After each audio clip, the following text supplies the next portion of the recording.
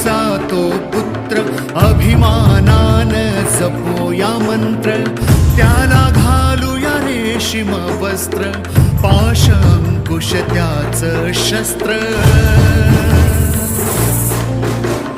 गजाच तुझशी